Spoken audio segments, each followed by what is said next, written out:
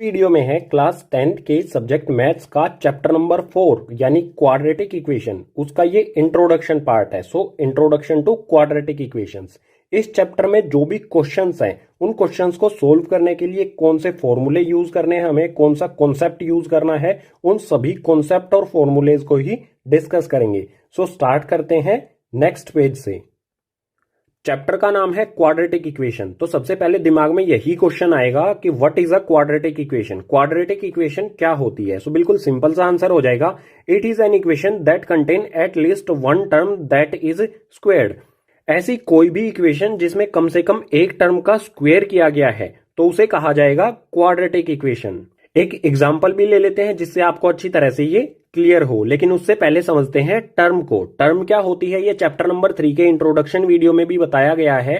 Term एक algebraic expression होती है जिसमें दो चीजें होती हैं, एक होता है नंबर पार्ट और एक होता है वेरिएबल पार्ट। नंबर पार्ट हमारी कोई भी काउंटिंग होती है, जैसे एग्जांपल ले लेते हैं 2, ये हो गया हमारा नंबर वाला पार्ट, और इसमें मल्टीप्लाई होता है वेरिएबल। वेरिएबल्स के लिए यूज किया जाता है ए से लेके जेड तक, जो भी हमारी ये ABCD होती हैं इनका यूज किया जाता है। तो यहां पर मैं यूज कर लेता हूं एक्स। नंबर पार्ट और वेरिएबल पार्ट दोनों मिलके बनाते हैं टर्म, और कई सारी टर्म को अगर इकट्ठा कर दिया जाए तो बन जाती है इक्वेशन।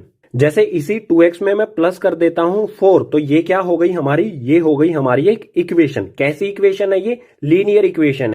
ये लीनियर इक्वेशन है, तो क्वाड्रेटिक इक्वेशन क्या होगी गाइज? क्वाड्रेटिक इक्वेशन बिल्कुल सिंपल होगी। एक एग्जांपल ले लेते हैं, ये मैं लिखता हूं 2x प्लस में 4x प्लस में 2 इक्वल्स टू में 0।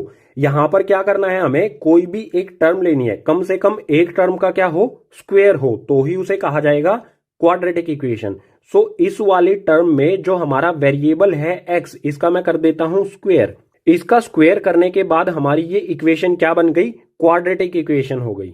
किसी भी एक टर्म में वेरिएबल पार्ट का अगर स्क्वेयर किया गया है तो वो हो जाएगी क्वाड्रेटिक इक्वेशन। ये हो गया एग्जाम्पल क्वाड्रेटिक इक्वेशन का। सॉरी, यहां पर EX नहीं EG लिखेंगे। क्वाड्रेटिक इक्वेशन को समझने के बाद नेक्स्ट पॉइंट आता है इसकी स्टैंडर्ड फॉर्म क्या होगी। So it's standard form. इसकी स्टैंडर्ड फॉर्म यहां पर मैं लिख देता हूं, ये होती है AX स्क्वेयर प्लस में BX प्लस में C इक्वल्स टू में 0, जहां पर हमारा कोफिशिएंट A जो है वो 0 के इक्वल नहीं होना चाहिए। ये होती है क्वाड्रेटिक इक्वेशन की स्टैंडर्ड फॉर्म, जिसमें A 0 के इक्वल नहीं होना चाहिए। अगर A 0 हो गया तो ये एक्स स्क्वायर से मल्टीप्लाई होगा, और एक्स स्क्वायर से 0 मल्टीप्लाई हो गया तो ये पूरी वैल्यू क्या हो जाएगी? 0 हो जाएगी। तो ये क्वाड्रेटिक इक्वेशन नहीं रहेगी। इस वजह से कभी भी A की वैल्यू 0 नहीं होनी चाहिए। जो हमारा A, B और C ये है कोफिशिएंट यानी कि नंबर वाली वैल्यू, और यहां पर एक्स स्क्वायर और x ये हैं वेरिएबल्स। जैसे हमने ये एग्जाम्पल लिया है तो इसमें A क्या होगा? A हो जाएगा हमारा यहां पर 2, B हो जाएगा हमारा यहां पर 4 और C हो जाएगा हमारा यहां पर 2। ये हो गई हमारी A की वैल्यू, ये हो गई हमारी B की वैल्यू, और ये ऊपर 2 हो गया हमारा C की वैल्यू। ये नंबर पार्ट होता है हमारा ABC, जिसे कोफिशिएंट भी कहा जाता है। स्टैंडर्ड फॉर्म को समझने के बाद नेक्स्ट पॉइंट आएगा how to solve a quadratic equation. अगर हमें कोई क्वाड्रेटिक इक्वेशन दी गई है तो उसे सोल्व कैसे करेंगे? कौन कौन से मेथड हैं उसको सोल्व करने के? तो टोटल 4 मेथड हैं। इसमें फर्स्ट है फैक्टराइज, सेकंड है completing the square method, third है यूजिंग क्वाड्रेटिक फॉर्मूला, और फोर्थ है ग्राफिंग। इन 4 मेथड से किसी भी क्वाड्रेटिक इक्वेशन को सोल्व किया जा सकता है, लेकिन यहां पर हम सिर्फ 3 मेथड्स की बात करेंगे। स्टार्टिंग वाले सिर्फ 3 मेथड्स को समझेंगे, क्योंकि फोर्थ वाला जो ग्राफिंग मेथड है ये हमारे सिलेबस में नहीं है, सो इसको नहीं करेंगे। यहां पर एक चीज और समझ लेते हैं, solve a quadratic equation. Quadratic equation को सोल्व करना, इसका मतलब क्या होगा? अगर हमें बोला जाए कि इस क्वाड्रेटिक इक्वेशन को सोल्व करो, एक इक्वेशन ले लेते हैं, यही ले लेते हैं ऊपर वाली 2x स्क्वायर प्लस में 4x प्लस में 2 इक्वल्स टू में 0। अगर हमें बोला जाए कि आपको इस क्वाड्रेटिक इक्वेशन को सोल्व करना है तो हम क्या करेंगे? क्वाड्रेटिक इक्वेशन को सोल्व करने का मतलब होता है जो भी वेरिएबल इसमें दिया गया है, इसमें वेरिएबल क्या है? x, यहां पर भी है x है, x की वैल्यू फाइंड करना। अब इसमें x की कितनी वैल्यू आएंगी?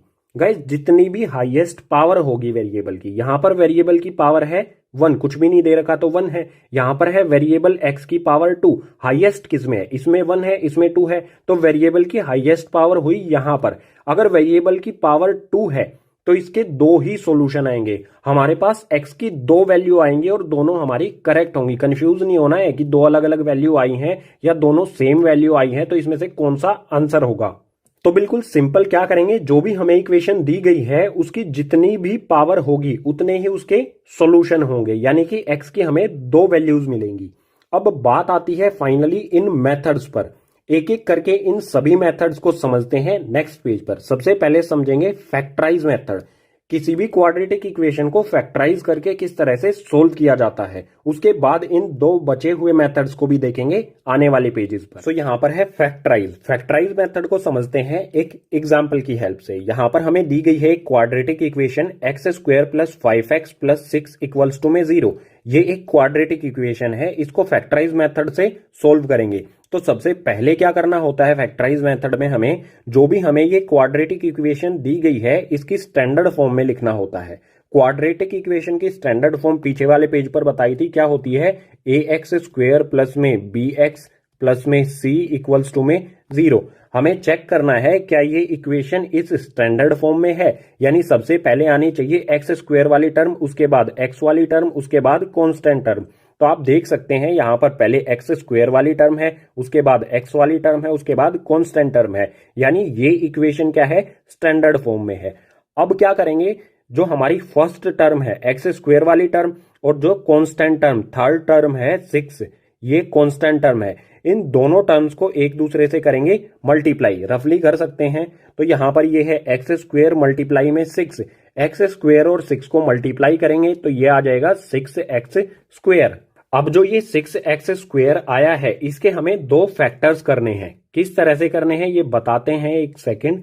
इसके हमें दो फैक्टर्स करने हैं, कुछ इस तरह से करने हैं कि जो फैक्टर्स होंगे उनको ऐड करने पर या सब्ट्रैक्ट करने पर मिडल टर्म आनी चाहिए 5x। सो सिंपली क्या करेंगे, बिल्कुल सिंपल तरीका बताता हूं फैक्टर्स करने का। यहां पर क्या है, एक्स स्क्वायर, एक्स स्क्वायर के दो फैक्टर कर सकते हैं हम। x मल्टीप्लाई में एक्स स्क्वायर होता है तो एक x इस बॉक्स में लिख दो, एक x इस बॉक्स में लिख दो। ये जो भी हम इस साइड में कर रहे हैं ये रफली कर रहे हैं। एक्स स्क्वायर के तो फैक्टर्स हमने कर दिए, बचा यहां पर 6 के हम फैक्टर्स करेंगे। 6 के फैक्टर्स कैसे होंगे, इस तरह से आप करके देख सकते हैं। 6 के फैक्टर्स होंगे 2 3 6, 3 से करेंगे 1, तो यहां पर दो फैक्टर्स आए 2 और 3। आप यहां पर सिंपली देख सकते हो 2 और 3 को ऐड करने पर क्या आ रहा है, 5 आ रहा है। तो एक बॉक्स में यहां पर लिख देंगे 2, एक बॉक्स में लिख देंगे 3। सिंपली हमने क्या किया है, जो 6x स्क्वायर है उसके दो फैक्टर्स कर लिए हैं 2x मल्टीप्लाई में 3। अगर इन दोनों को मल्टीप्लाई करेंगे तो 6x स्क्वायर आएगा, आप करके चेक कर सकते हैं। और अगर इन दोनों को ऐड करेंगे तो 5x आना चाहिए। इस कंडीशन को हमें फुलफिल करना है। सो इक्वेशन को सोल्व करेंगे यहां पर ये फैक्टर्स करने के बाद। यहां पर फर्स्ट वाली टर्म एज इट इज लिखी जाएगी। सो यहां पर ये आ गई हमारी x square as it is, plus में 5x को हम किस तरह से लिख सकते हैं, देखो सिंपल, 2x प्लस में 3x, अगर इन दोनों टर्म्स को ऐड किया जाए 2x प्लस में 3x किसके इक्वल हो जाता है, 5x के इक्वल।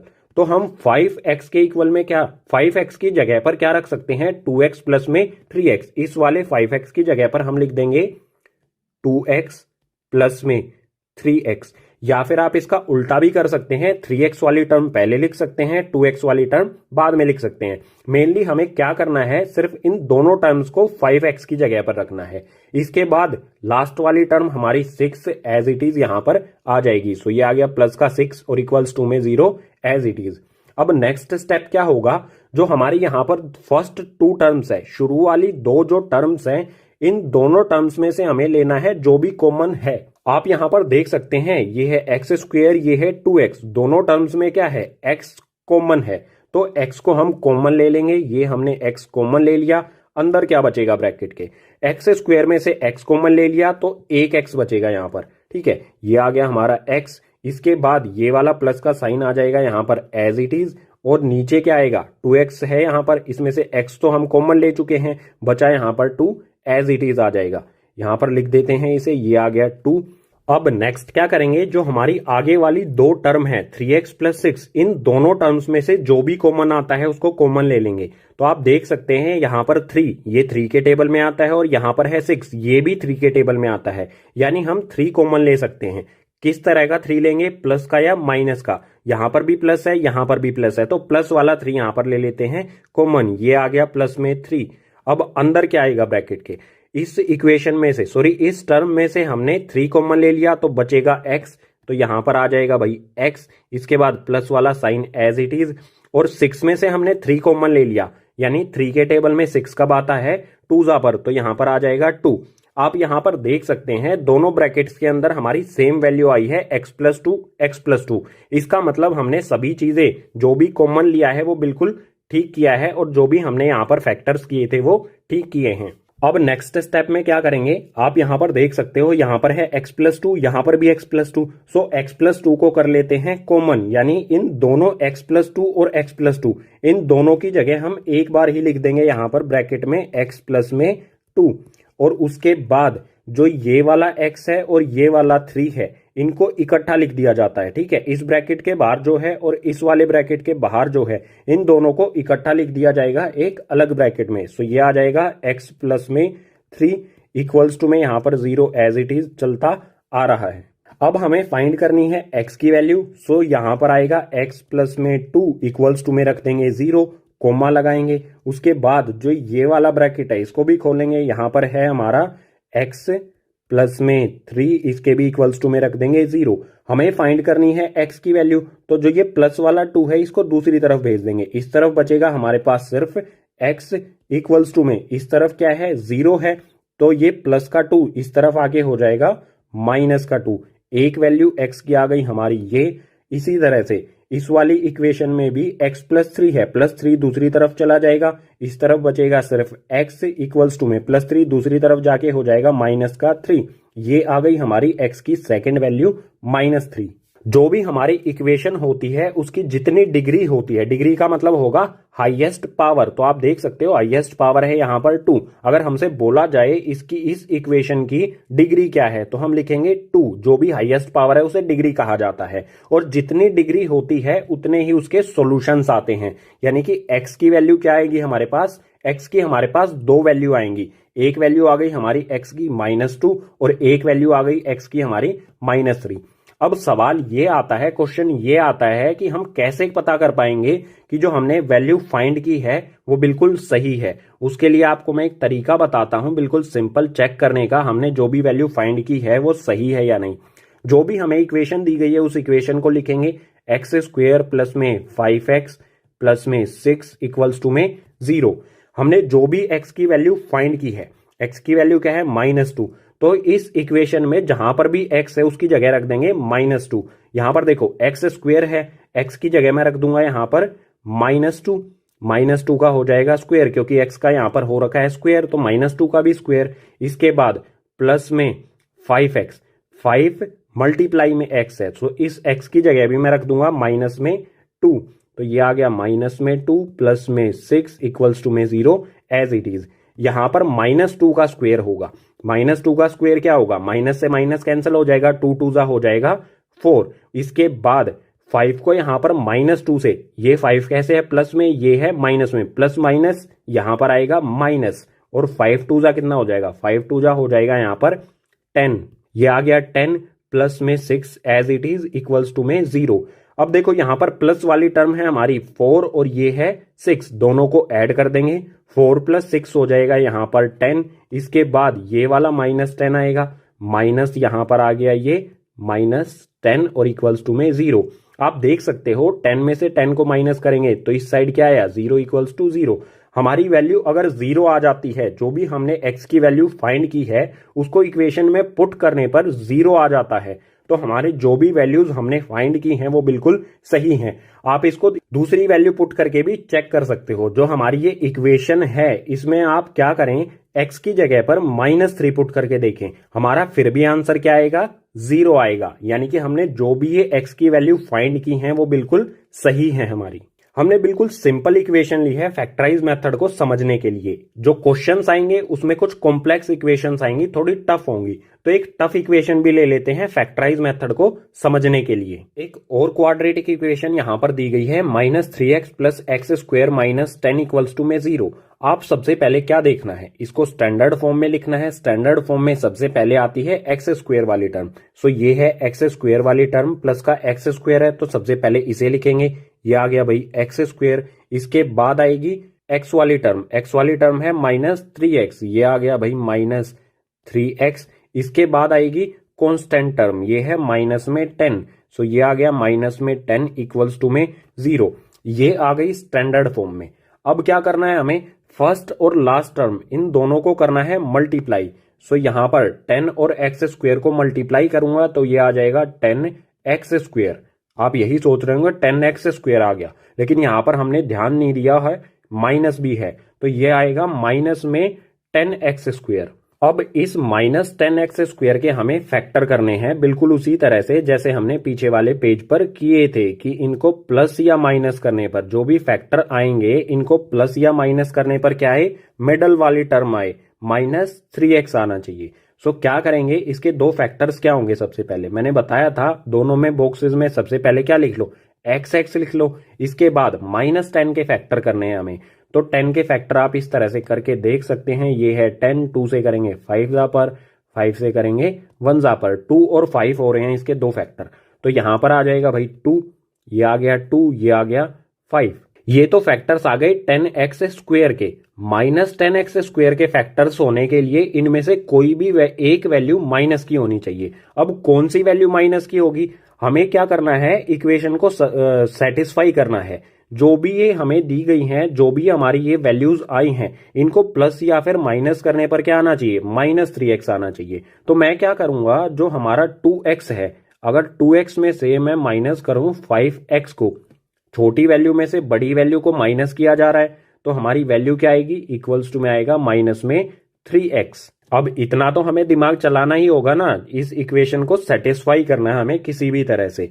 सो हमारी अब सोल्व करते हैं। हमारी ये x वाली टर्म, x² वाली टर्म एज इट इज आएगी, -3x। इसकी जगह पर मैं क्या लिखूंगा, 2x माइनस में 5x। तो ये आ गया भाई प्लस में 2x माइनस में 5x। इसके बाद कांस्टेंट टर्म हमारी -10 एज इट इज, ये आ गया -10 इक्वल्स टू में 0 एज इट इज। फिर से हमारी शुरू वाली दो टर्म लेंगे, इनमें जो भी कॉमन आता है वो कॉमन लेंगे। आप देख सकते हैं यहां पर भी x है, यहां पर भी x है, सो x कॉमन ले लेते हैं। बचेगा क्या, x² में से x कॉमन ले लिया तो एक x बचा, यहां पर आ जाएगा x प्लस का साइन एज इट इज। अब यहां पर है 2x, x हम कॉमन ले चुके हैं, बचा यहां पर 2, तो ये आ गया यहां पर 2। इसके बाद क्या कॉमन लेंगे गाइस, देखो माइनस यहां पर भी है, माइनस यहां पर भी है, तो सबसे पहले माइनस साइन हमने ले लिया कॉमन। अब 5 के टेबल में 5 तो आता ही है, 10 भी आता है, यानी हम 5 कॉमन ले सकते हैं, तो ये आ गया 5 कॉमन। अब बचेगा क्या, इसमें यहां पर इस टर्म में से 5 कॉमन ले लिया तो बचा यहां पर x, यहां पर ये आ गया x। अब 5 के टेबल में 10 कब आता है, ये आता है 2 जा पर, तो ये आ गया प्लस का 2। ये प्लस साइन कहां से आया, क्योंकि गाइज ये माइनस और ये माइनस, दोनों माइनस हमने ले लिए यहां पर, इन दोनों की जगह पर हमने कॉमन ले लिया, -5 कॉमन ले लिया। आप इसको इस तरह से कर सकते हैं, -5 को अगर हम 2 से मल्टीप्लाई करेंगे तो ये वापस से हो जाएगा -10। इसको करके देख सकते हैं। अब फिर से क्या करेंगे, जो हमारी ये वैल्यूज आई हैं x+2, ये x+2, इनको ले लेंगे कॉमन, यानी एक बार लिख देंगे, तो ये आ गया x+2। और जो ये है x-5, इसको लिख देंगे इकट्ठा एक अलग ब्रैकेट में, सो ये आ गया हमारा x-5। इस साइड में ये 0 यहां पर एज इट इज आएगा, सो यहां पर लगा देता हूं इक्वल्स टू में 0, इक्वल्स टू में 0। अब हमें x की वैल्यू फाइंड करनी है, तो यहां पर लिखेंगे x+2 इक्वल्स टू में 0, कोमा लगाएंगे। इसके बाद यहां पर है x-5, इसके इक्वल में भी 0 रख देंगे, तो ये आ गया x-5 इक्वल्स टू में 0। x की वैल्यू फाइंड करनी है तो प्लस का 2 दूसरी तरफ जाएगा, तो इस तरफ बचेगा x इक्वल्स टू में 0 है, 0 की कोई वैल्यू नहीं होती है, तो इस तरफ से +2 जाएगा, उस तरफ आके हो जाएगा -2। तो एक x की वैल्यू हमें मिल गई -2। अब सेकंड वैल्यू फाइंड करेंगे, -5 को इस तरफ भेजेंगे, हो जाएगा +5। इस तरफ बचेगा सिर्फ x इक्वल्स टू में आ जाएगा +5। एक x की वैल्यू आ गई हमारी 5। अब आप इसको चेक भी कर सकते हैं इक्वेशन में x की जगह पर पुट करके, अगर हमारा आंसर 0 आ गया, अब की बार x की जगह पर 5 पुट करके देख लेते हैं इस इक्वेशन में। अगर 0 आ गया तो हमारे जो आंसर्स हैं वो बिल्कुल सही हैं। तो यहां पर मैं लिखता हूं माइनस में 3x प्लस में एक्स स्क्वेयर माइनस में 10। x की जगह पर मुझे पुट करना है 5, सो ये है -3 एज इट इज आएगा, x की जगह पर आ गया 5 ब्रैकेट क्लोज प्लस में एक्स स्क्वेयर, ये है एक्स स्क्वेयर, एक्स की जगह पर रखूंगा 5, एक्स का अगर स्क्वेयर हो रखा है तो 5 का भी हो जाएगा यहाँ पर स्क्वेयर माइनस में 10 इक्वल्स टू में हमें 0 रखना है, ठीक है, इक्वल्स टू में 0। -3 से 5 को मल्टीप्लाई करेंगे तो ये आ जाएगा माइनस में 15 प्लस में 5 का स्क्वेयर क्या होगा, 5 का स्क्वेयर हो जाएगा 25, इसके बाद -10 आ जाएगा एज इट इज और इक्वल्स टू में 0। आप सिंपली देख सकते हो माइनस वाली टर्म है -15 और -10 दोनों ऐड हो जाएंगी लेकिन साइन रहेगा माइनस का ही। सो -15 और -10 हो जाएगा माइनस में 25, इसके बाद ये वाला प्लस का 25 यहां पर आ जाएगा एज इट इज, ये आ गया प्लस का 25 इक्वल्स टू में 0। यहां पर क्या है, प्लस का 25 माइनस का 25, इस 25 में से इस 25 को माइनस कर देंगे तो आ जाएगा 0, ये आ गया हमारा 0। यानी हमने जो भी x की वैल्यू फाइंड की है वो बिल्कुल सही है। तो बिल्कुल सिंपल है, हमें बस बेसिक पॉइंट्स का ध्यान देना है।